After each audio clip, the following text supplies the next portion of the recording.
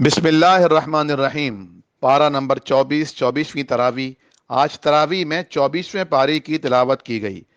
اس میں سورہ زمر کا باقیہ حصہ، سورہ مومن مکمل، جبکہ سورہ حامیم السجدہ کا ابتدائی حصہ شامل ہے۔ سورہ زمر کے بقیہ حصے میں اللہ تعالیٰ کی ربوبیت کا بیان ہے کہ آسمان و زمین تمام کا خالق صرف اللہ ہی ہے، اور اس بات کے قائل تمام انسان ہیں، لیکن بہت سے انسان شرک کرتے ہیں۔ فرمایا کہ شفاعت کا مکمل اختیار اللہ تعالیٰ کے پاس ہی ہے۔ اللہ کی رحمت کی وسعت کا بیان کیا گیا، اور گناہگار انسانوں کو بھی اللہ تعالیٰ نے اے میرے بندوں کہہ کر مخاطب فرمایا، اور سمجھایا کہ انسان کو کبھی بھی اللہ کی رحمت سے مایوس نہیں ہونا چاہیے۔ اللہ تعالیٰ کی بادشاہت بیان کی گئی کہ زمین و آسمان کے خزانوں کی چابیاں اسی کے پاس ہیں۔ فرمایا کہ ان مشرکین لوگوں نے اللہ تعالیٰ کی ایسی قدر نہیں کی جیسی قدر کرنے کا حق ہے۔ فرمایا قیامت کے دن ساری زمین اللہ تعالیٰ کی مٹھی میں، اور تمام آسمان اس کے دائیں ہاتھ میں لپٹے ہوئے ہوں گے۔ جہنمیوں اور جنتیوں کے جہنم اور جنت میں داخل ہونے کی کیفیت کا بیان کیا گیا، اور فرمایا کہ اے نبی صلی اللہ علیہ وسلم، آپ قیامت کے بعد فرشتوں کو عرش کے گرد حلقہ بنائے ہوئے رب تعالیٰ کی حمد اور تسبیح کرتے ہوئے دیکھیں گے۔ اس کے بعد سورہ مومن شروع ہوتی ہے۔ فرمایا اللہ تعالیٰ گناہوں کو معاف کرنے والا، توبہ قبول کرنے والا، سخت سزا دینے والا اور خوب فضل کرنے والا ہے۔ مومنوں کو خوشخبری دی گئی کہ اللہ تعالیٰ کے عرش کو اٹھانے والے اور اس کے عرش کے گرد جمع تمام فرشتے اللہ تعالیٰ کی حمد اور تسبیح کے ساتھ ایمان والوں کی بخشش اور مغفرت کی دعائیں مانگتے ہیں۔ اس مومن کا ذکر کیا گیا کہ جب موسیٰ علیہ السلام کے قتل کی سازش فرعون کے دربار میں ہو رہی تھی، تو ایک مومن جو اپنے ایمان کو چھپائے ہوئے تھا، اس نے کہا اتقتلون رجلا ان یقول ربی اللہ، کہ تم ایسے شخص کو قتل کرو گے جس کا جرم محض یہ ہے کہ وہ کہتا ہے میرا رب اللہ ہے۔ اس نے فرعون اور اس کے درباریوں کو موسیٰ علیہ السلام کے قتل سے ڈرایا اور کہا کہ اس کا انجام بہت برا ہوگا۔ فرعون کے کبر اور غرور کا بیان ہے کہ اس نے رب العزت کو دیکھنے کی جسارت کرتے ہوئے اپنے وزیر حامان کو ایک محل کی تعمیر کا حکم دیا کہ تم محل بناؤ، نعوذ باللہ، تاکہ ہم اس پر چڑھ کر موسیٰ کے رب کو دیکھ سکیں۔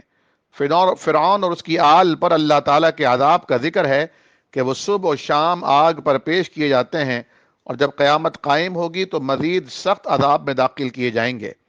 اللہ تعالیٰ فرماتا ہے کہ تمہارا رب خود کہتا ہے کہ تم سب مجھے پکارو، میں تمہاری دعائیں قبول کروں گا، اور جو لوگ تکبر کی وجہ سے میری عبادت نہیں کرتے، وہ ان قریب ذلیل و خوار ہو کر جہنم میں داخل ہوں گے۔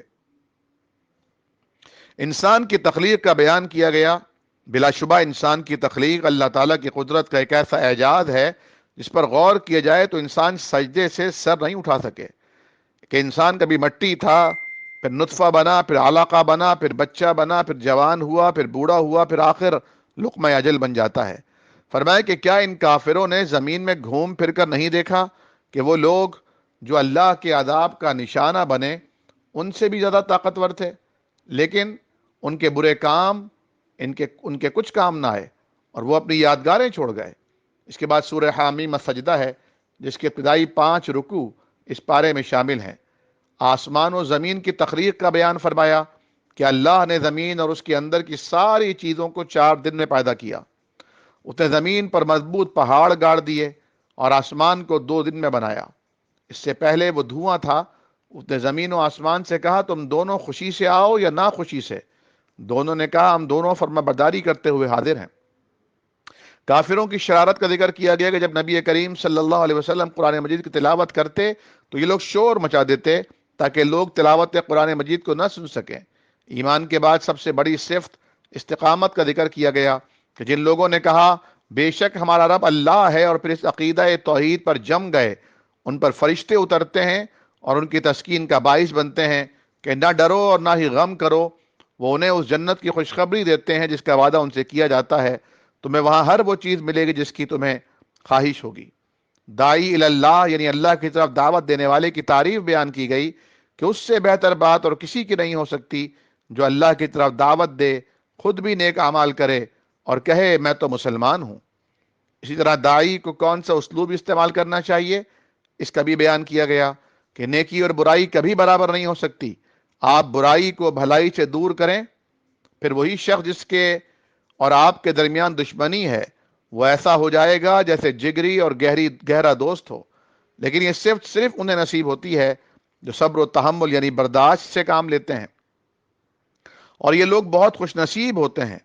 اس آیت پر یہ پارہ مکمل ہوا کہ جو بھی نیک عمل کرتا ہے اس کا فائدہ بھی اسی کو ہوگا، اور جو برائی کرے گا اس کا وبال بھی اسی پر پڑے گا، اور آپ کا رب اپنے بندوں پر کبھی ظلم نہیں کرتا. وآخر دعوانا ان الحمد للہ رب العالمین.